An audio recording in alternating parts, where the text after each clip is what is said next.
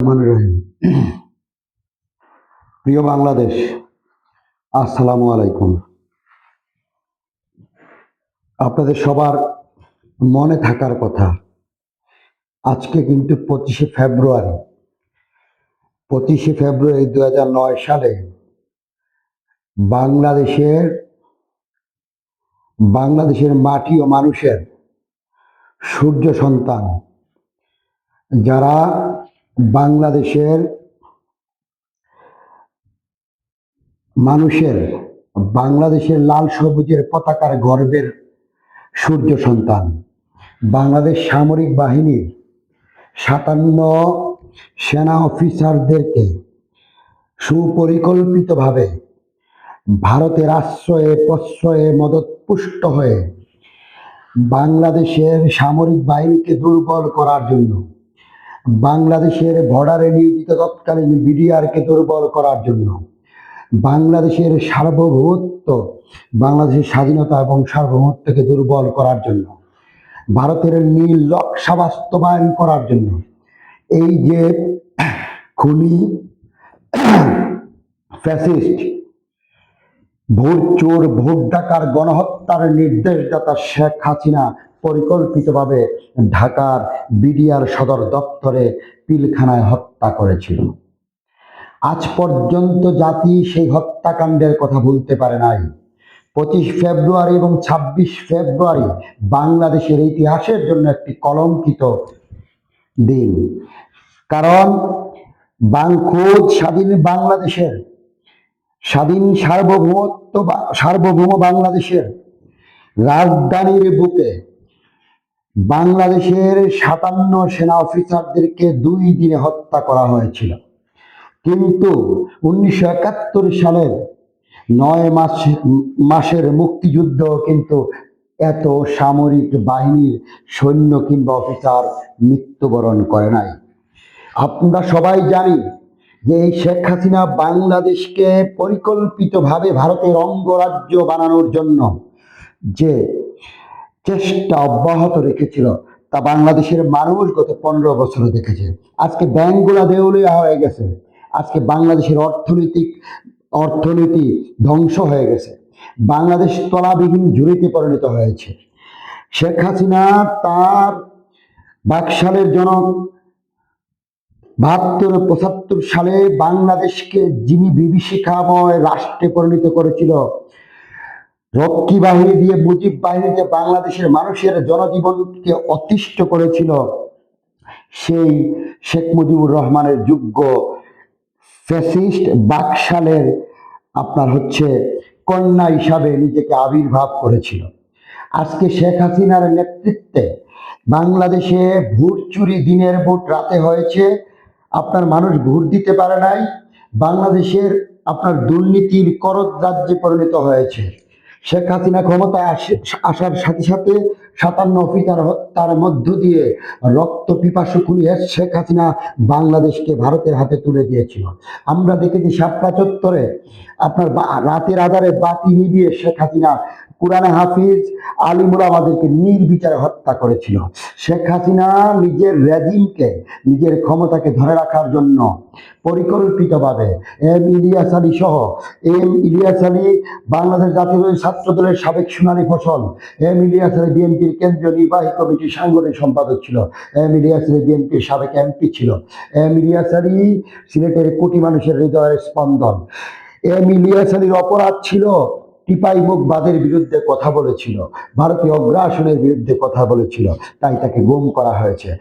ইলিয়াস আলী, চৌধুরী আলম, দিনার, জুনের চশ, প্রায় 7 শতাধিক বিরোধী দলের নেতাকর্মীকে এই শেখ হাসিনার নেতৃত্বে গত 15 বছরে গুম করা হয়েছে।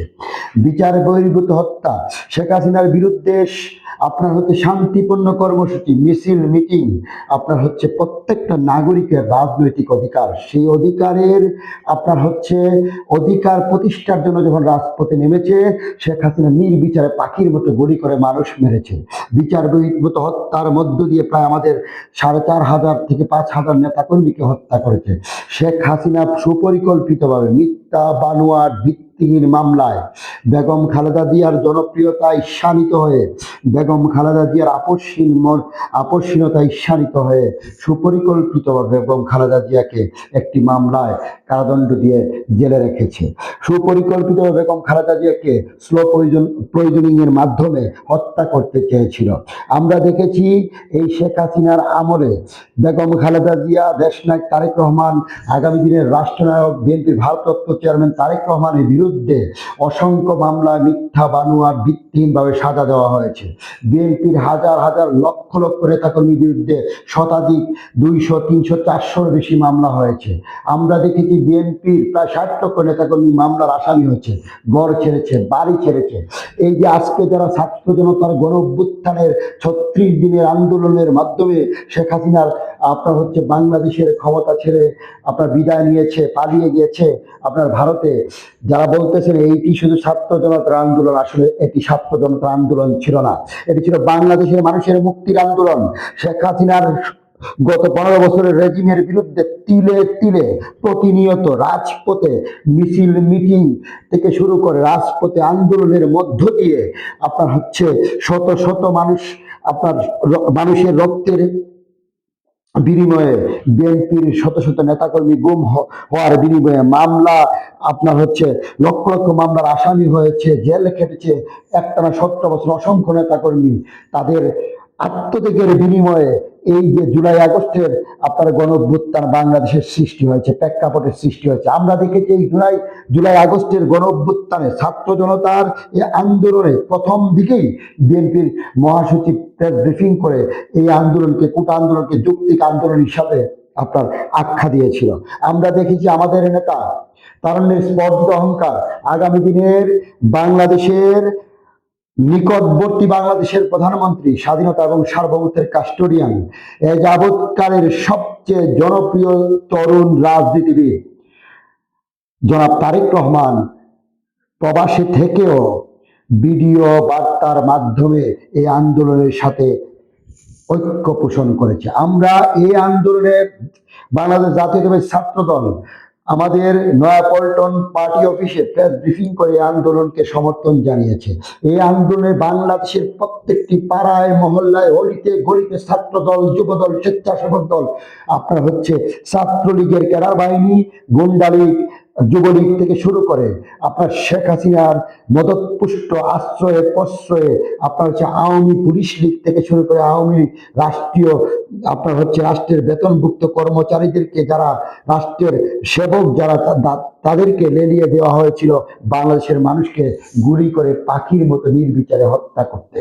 কিন্তু সেদিন আমাদের নেতা দেশনায়ক তারেক রহমান আমাদেরকে এবং যে কঠোর এবং কঠিন নির্দেশনার মাধ্যমে এই ছাত্রদের পক্ষে, ছাত্রদের পাশে দাঁড়ানোর জন্য যে নির্দেশনা দিয়েছিল, সেই নির্দেশনা অনুযায়ী বাংলাদেশ জাতীয়তাবাদী দল, বিএনপি, ছাত্রদল, যুবদল প্রত্যেকটি জায়গায়, প্রত্যেকটি মোড়ে, প্রত্যেকটি অলিতে গলিতে দুর্বার আন্দোলন শুরু করেছিল। আজকে যারা ছাত্রদের আন্দোলন বলে চালিয়ে দিতে চান, বিএনপির এই আত্মত্যাগ, বিএনপির এই গত 17 বছরের আন্দোলনকে অস্বীকার করতে চান, তারা আসলে লুঙ্গির নিচ থেকে আত্মপ্রকাশ করা রাজনৈতিক দলের পৃষ্ঠপোষক। তারা শেখ হাসিনার প্রেতাত্মা এবং দূষণ। আমরা দেখেছি কুমিল্লাতে সাবেক আওয়ামী লীগের নেতৃবৃন্দরা বিলবোর্ড পেস্টুন দিয়ে বলতেছে আমরা জামাতের নেতা, আমরা জামাতের কর্মী। জামাতের ওই জেলার আমির বলতেছে যে আপনার আন্দোলনের স্বার্থে গোপন করা হয়েছিল তাদের পরিচয়। বিএনপি কিংবা ছাত্রদল, যুবদল এবং শহীদ প্রেসিডেন্ট জিয়াউর রহমানের আদর্শের, জাতীয়তাবাদী আদর্শের চেতনায় বিশ্বাসী যারা, তারা কখনো তাদের পরিচয় গোপন রাখেনি। গত 17 বছরের পরিচয় দিয়ে বুক ফুলিয়ে রাজপথে ছিল এবং এখনো আছে। আজকে এই আন্দোলনে বিএনপি প্রায় 450 নেতাকর্মী শহীদ হয়েছে। আজকে তারেক রহমানের বিরুদ্ধে এখন পর্যন্ত মামলা চলমান, তারেক রহমানের 2টি মামলা এখন পর্যন্ত সাজা অব্যাহত রয়েছে। আজকে ডক্টর মোহাম্মদ ইউনূস অন্তর্বর্তীকালীন সরকারের প্রধান, ওনার মামলা একদিনে কোয়াশ হয়ে যায়।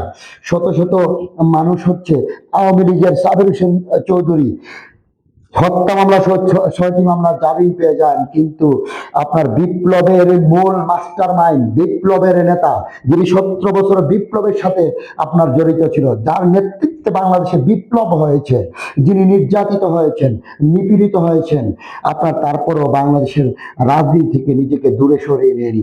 বাংলাদেশের মানুষের কথা ভেবে, বাংলাদেশের মাটির কথা ভেবে, বাংলাদেশের স্বাধীন সার্বভৌমত্ব মানচিত্রের কথা ভেবে তিনি দেশের জন্য, দেশের গণতন্ত্রের জন্য, দেশের স্বাধীনতা এবং সার্বভৌমত্ব রক্ষার জন্য সব সময় পাশে ছিলেন।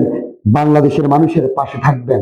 আমার নেতা জনাব তারেক রহমান, যাকে এই যে মঈনুদ্দিন ফখরুদ্দিন সরকার, 111-এর পরিকল্পিত সরকার, শেখ শহীদ প্রেসিডেন্ট জিয়াউর রহমানের পরিবারকে, শহীদ প্রেসিডেন্ট জিয়াউর রহমানের যোগ্য উত্তরসূরি, দেশীয় নেত্রী, আপসীয় নেত্রী, সাবেক 3বারের প্রধানমন্ত্রী বেগম খালেদা জিয়া এবং তার আজকের বিএনপির ভাইস চেয়ারম্যান, বিএনপির ভারপ্রাপ্ত চেয়ারম্যান জনাব তারেক রহমান, যিনি আগামী দিনে বাংলাদেশের প্রধানমন্ত্রী, তাকে রাজনীতি থেকে দূরে সরানোর জন্য তারেক রহমানকে 24 ঘন্টার মধ্যে 18 ঘন্টা নির্বিচারে আপনার নির্যাতন করা হয়েছে, রিমান্ডের নামে নির্যাতন করা হয়েছে, চোখ বেঁধে নির্যাতন করা হয়েছে, তার মেরুদণ্ড ভেঙে দেওয়া হয়েছে, তার মেরুদণ্ডের 6 এবং 7 নম্বর হাড়কে ভেঙে দেওয়া হয়েছে। আমাদের ভারপ্রাপ্ত চেয়ারম্যান তা এই নির্যাতন সহ্য না করতে পেরে আদালতে দাঁড়িয়ে বলেছে, যদি আমাকে আবারও রিমান্ডে দেওয়া হয় তাহলে আমি বাঁচব না। আজকে যারা এই যে কোনোদিন একটি কথাও এই শেখ হাসিনার ফ্যাসিজমের বিরুদ্ধে যারা একটি কথাও বলেনি, তারা আজকে উপদেষ্টা পরিষদের সদস্য হয়েছেন, সুযোগ নিচ্ছেন, সুবিধা নিচ্ছেন, রাজনৈতিক দল করবেন, করেন। আপনার কিংস পার্টি অনেক সময় জন্ম নিয়েছে, কিন্তু তারা হারিয়ে গেছে বাংলাদেশ থেকে। বাংলাদেশের মানুষ বিশ্বাস করে, মানুষের আস্থা ও বিশ্বাসের প্রতীক হচ্ছে শহীদ জিয়া পরিবার, এবং শহীদ জিয়া পরিবারের নেতৃত্বে বিএনপি সবসময় বাংলাদেশের স্বাধীনতা সার্বভৌমত্বকে আপনার রক্ষার স্বার্থে ক্ষমতাকে কখনোই আপনার ক্ষমতা জন্য কোনো রাষ্ট্রের কিংবা কোনো আপনার ব্যক্তির কিংবা আপনার হচ্ছে কারো পা চাটিনি, গোলামি করেনি, সবসময় প্রতিবাদ করেছে, সবসময় প্রতিবেশীর সাথে প্রতিবেশী সুলভ আচরণ করেছে, অন্যায়ের বিপক্ষে দাঁড়িয়েছে, ন্যায়ের পক্ষে কথা বলেছে। বিএনপি আছে, বিএনপি থাকবে। যারা বিএনপিকে মাইনাস করে ক্ষমতার স্বপ্ন দেখতেছেন, তাদের স্বপ্ন দুঃস্বপ্ন হয়ে থাকবে। আজকে আপনার হচ্ছে লাফালাফি করতেছেন, দল গঠন করবেন, সরকারে যাবেন, ক্ষমতায় যাবেন, মন্ত্রী হবেন, এমপি হবেন, ফ্ল্যাগ লাগিয়ে ঘুরবেন, এই স্বপ্ন ভুলে যান। কারণ বিএনপি আন্দোলন থেকে উঠে এসেছে, বিএনপির জন্ম হয়েছে বাংলাদেশে আন্দোলনের মধ্য দিয়ে। শহীদ প্রেসিডেন্ট জিয়াউর রহমান 1971 সালে 25শে মার্চ কালুরঘাট বেতার কেন্দ্র থেকে যখন এই আওয়ামী লীগের আপনার শেখ মুজিবুর রহমান, আপনার মরহুম শেখ মুজিবুর রহমান আত্মসমর্পণ করেছিল, আওয়ামী লীগ নেতারা যখন তৎকালীন নেতারা, রাজনৈতিক নেতারা পালিয়ে গেছিল, তখন কিন্তু এই 7.5 কোটি মানুষকে মিলনের বাসিওলার মতো আপনার ডাক দিয়েছিলেন, ওই রিভোল্ট বলেছিলেন, বাংলাদেশের স্বাধীনতার ঘোষণা করেছিলেন, যুদ্ধ করেছেন রণাঙ্গনে। সেই শহীদ প্রেসিডেন্ট জিয়াউর রহমানের বাংলাদেশের জাতীয়তাবাদের আদর্শের মধ্য দিয়েই আপনার বিএনপির সৃষ্টি।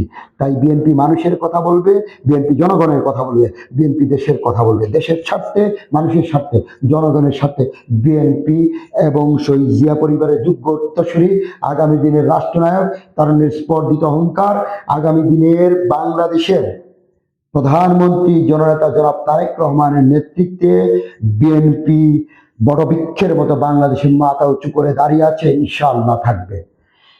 বাংলাদেশ জিন্দাবাদ, শহীদ জিয়া অমর হোক, দেশনেত্রী বেগম খালেদা জিয়া জিন্দাবাদ, তার স্পর্ধিত অহংকার, আগামী রাষ্ট্রনায়ক, স্বাধীনতার সার্বভৌমত্বের কাস্টোডিয়ান, বাংলাদেশের আগামী দিনের প্রধানমন্ত্রী জননেতা জনাব তারেক রহমান জিন্দাবাদ।